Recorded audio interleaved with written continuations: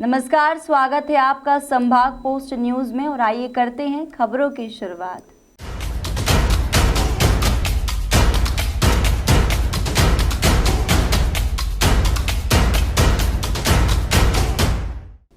इंदौर के विजयनगर थाना क्षेत्र से प्यार का एक ऐसा मामला सामने आया है जहां प्रेमिका कर्ज के पैसे लेकर प्रेमी की जमानत करवाती है, फिर उस कर्ज को चुकाने के लिए प्रेमी लूट की वारदात को अंजाम देता है। वहीं विजयनगर पुलिस ने शुक्रवार देर रात बदमाश को पकड़ा तो इस प्रेम कहानी का खुलासा हुआ।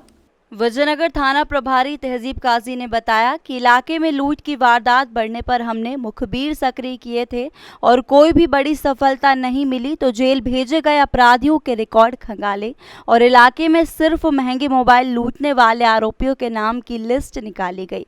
उसमें यह सामने आया कि बदमाश विशाल नानेरिया कुछ दिन पहले जमानत पर बाहर आया था और पुराने अपराधों में भी उसका यही पैटर्न था, जिसके बाद पुलिस ने उसको गिरफ्तार किया। विशाल पर हीरानगर, लसुड़िया, पलासिया सहित अलग अलग थानों में 8 से अधिक अपराध दर्ज हैं और पूछताछ में आरोपी ने पुलिस को बताया है कि वो कुछ दिन पहले डकैती की साजिश रचने के मामले में जेल में था और उसकी गर्लफ्रेंड ने ब्याज पर 40,000 रुपए उधार लेकर जमानत कराई थी। वहीं जमानत मिलने में लंबा समय लग गया था और इसी कारण से रुपए मांगने वाले लगातार गर्लफ्रेंड को परेशान कर रहे थे और इसलिए उसने जेल से छूटते ही फिर लूट की वारदात को अंजाम दिया।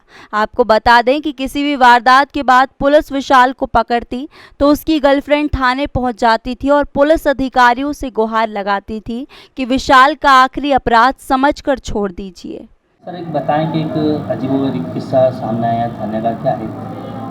नहीं, अजीबोगरीब तो क्या, चेकिंग चल रही थी। चेकिंग लगाई जाती है शाम के समय कि जो अपराधी लुटेरे वगैरह होते हैं उनको चेक करने के हिसाब से। तो चेकिंग के दौरान sub inspector Sanjay Dhurve check कर रहे थे। चेक करने में उनको एक मोटरसाइकिल पर संदिग्ध लोग दिखे तो चेक किया तो एक आदमी पकड़ा, 2 भाग लिए थे वहाँ से।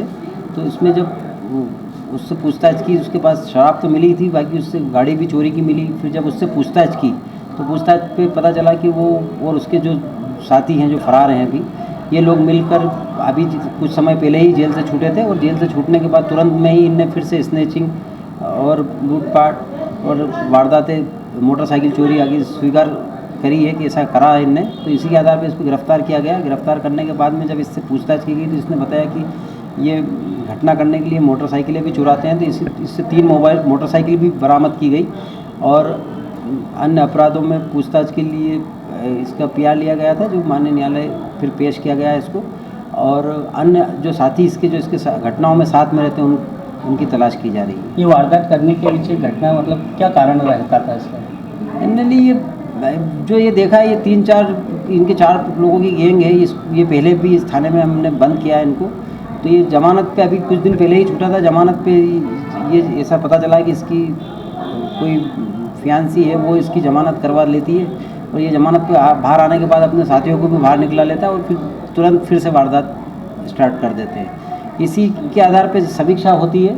समीक्षा जब की गई कमिश्नर DCP साहब के द्वारा, तो ये पाया गया कि अपराध इस क्षेत्र में क्यों बढ़ रहे थे। फिर हमने जेल रिहाई चेक की। जेल रिहाई चेक करने पर इनके 4 लोगों का बाहर आने का पता चला। इनकी ये पकड़ा है और 2 साथी और इसके फरार है, वो भी पकड़ा जाएंगे।